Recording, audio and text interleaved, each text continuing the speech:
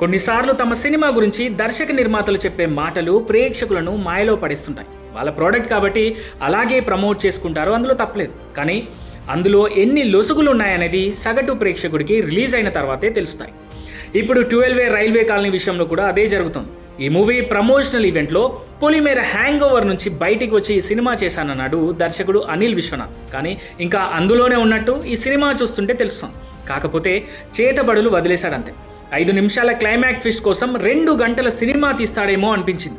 ప్రతి 5-10 నిమిషాలకు ఒక ట్విస్ట్ ఉంటుందని దర్శకుడు చెప్పనైతే చెప్పాడు, కానీ స్క్రీన్పై అవేమీ కనిపించవు. పైగా ఉన్న ట్విస్టులు కూడా ఎక్కడో చూసినట్టుగానే ఉండడం ఈ సినిమాకు బిగ్ మైనస్. పైగా సినిమాలోని కొన్ని ట్విస్టులు లాజిక్స్కు దూరంగా చాలా వరకు తేలిపోయినట్లుంటాయి.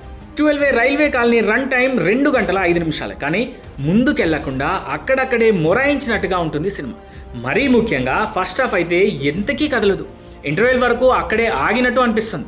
అయితే మంచి ట్విస్ట్తో ఇంటర్వెల్ వచ్చినా కూడా సెకండ్ హాఫ్ మళ్ళీ అదే తంతు.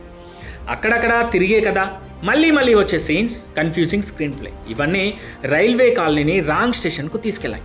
పొలిమేరలో చాలా సీన్స్ భయపెడతాయి, కానీ అలాంటి టీం నుంచి వచ్చిన ఈ చిత్రంలో మాత్రం కమర్షియల్ అంశాలే ఉన్నాయి, కానీ జెన్యూన్గా భయపెట్టే సీన్స్ మాత్రం ఒక్కటి కూడా లేవు.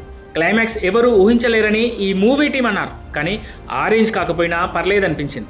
మరీ వాళ్ళు చెప్పినంతగా ఇండియన్ సినిమాలోనే రాలేనంత క్లైమాక్స్ అయితే కాదు. అల్లరి నరేష్ కామెడీ చేసినప్పుడే బాగుండేది. అప్పుడే అతన్ని వెతుక్కుంటూ చాలా డిఫరెంట్ కథలు వచ్చేవి. కానీ ఇప్పుడు ఆయన వెతుక్కుంటూ వెళ్తుంటే ఎందుకో ఒక్కటి కూడా సెట్ అవ్వడం లేదు, వర్కౌట్ కూడా అవ్వడం లేదు.